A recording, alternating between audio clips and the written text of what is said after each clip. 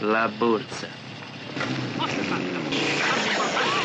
Dei comuni italiani, il campanile che con le sue campane servine strutturali dell'edificio che quindi come elemento aggregante dell'intera comunità. Vogliamo infatti che sia nei momenti più felici. Vacanza alle balneari, con la barca guadagno 10 teste. Un cantante patriota.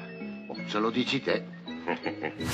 فيلم زوجتي تعود إلى المدرسة، فيلم إيطالي أنتج عام 1981 وبيعتبر من أجمل الأفلام بحقبة السبعينيات، من بطولة رينزو مونتاجناني وكارمن روسو. الفيلم بيحكي عن لوريديانا، امرأة متزوجة من رجل غني ومحترم اسمه ماريو. لوريديانا بتحس بالملل من حياتها المترفة وبتقرر ترجع على المدرسة لتكمل دراستها الثانوية اللي تركتها من زمان. بس لما بتروح على المدرسة جمالها وجاذبيتها بيقلبوا المكان فوق آني تحت آني. الأساتذة والطلاب بينفتنوا فيها وبتصير حديث المدرسة، خصوصا بعد ما بيحاول بعض الطلاب يتقربوا منها بطرق طريفة. جوزها ماريو بيصير يشك فيها وبيغار، فبيقرر يراقبها من بعيد لا يعرف شو عم بيصير فعلا. وهون بتبدأ سلسلة مواقف مضحكة ومحرجة بنفس الوقت، وبتتصاعد الأحداث في هذا السياق.